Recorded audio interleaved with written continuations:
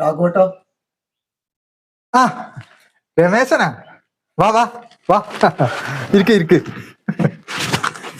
പിന്നെന്താണോ വിശേഷമെല്ലാം? എന്തുണ്ട് എന്തെന്ന് താമസമല്ലോ? താമസമെല്ലാം സുഖന്നെ. നമ്മളെല്ലാം മറന്നില്ലല്ലേ? അയ്യോ എന്റെ മോനെ അങ്ങനെയല്ല, ഈ സർക്കാരിന്ന് ഓർഡർ ഉണ്ടായിന് വേഗം ആക്കണം. ഞാൻ വെറുതെ പറഞ്ഞപ്പോ നല്ല പിന്നെ നമ്മളെ പഞ്ചായത്ത് തിരക്കാക്കി വാടകയിലും കൊടുക്കുന്നതിന്റെ പ്രയാസം അവർക്കെല്ലാം അറിയാലോ.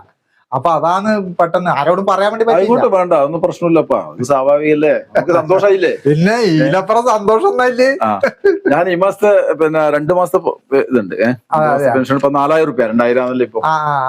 അപ്പൊ നമ്മള് സർക്കാർ അങ്ങനെ നിങ്ങളെ കൈവിടുന്നില്ല കേട്ടോ. അയ്യോ, ഈ സർക്കാർ ഇങ്ങനെ ചേർത്ത് പിടിക്കുന്ന ഒരു സർക്കാർ വേറെ ഉണ്ടാ? രാഘവട്ടാ ഇതാര്? വാ കേറ്. ഓൻ പെൻഷൻ കൊണ്ടുതരാൻ വേണ്ടി വന്നത്. നല്ല ലൈഫിലെ വീട് കിട്ടിയില്ല. അതെ അതെ. 1 മാസത്തെ വാടക തരാനുണ്ട്. അല്ല അത് രാഘവട്ട സാറല്ല, ഞാൻ അന്ന് രാഘവട്ടനോട് എന്തെല്ലോ മോശമായിട്ട് പറഞ്ഞു. അയ്യോ അത് ക്ഷമിക്കണം. രാഘവട്ടൻ ആ വാടക തരണ്ട എനക്ക്. അല്ല അല്ല എനക്ക് കുടിയേലിന് വരാനൊന്നും പറ്റിയില്ല. അപ്പൊ അത് തരണ്ട രാഘവട്ടെ.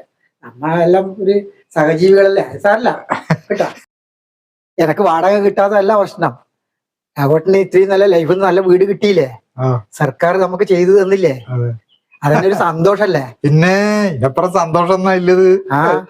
ഒന്നുമില്ലാത്ത എടുക്കുന്നത് ഞാൻ എടുത്തു വരെ എത്തില്ലേ. അതെ, അത് നമ്മളെ സർക്കാർ ഇല്ലതുകൊണ്ടാണ്. ഈ സർക്കാർ ഇല്ലതുകൊണ്ട് മാത്രമാണ് ഇങ്ങനെ ഒരു അനുഭവം ഉണ്ടായത്. അത് സന്തോഷം പറഞ്ഞറിയിക്കാൻ പറ്റൂല. രാഘവട്ടൻ ഞാനെന്തിനാ വന്നതിനെ അറിയാം. നമ്മളെ ഉരുൾപൊട്ടൽ ഉണ്ടായിട്ടാണ് ചൂരൽമലയില്.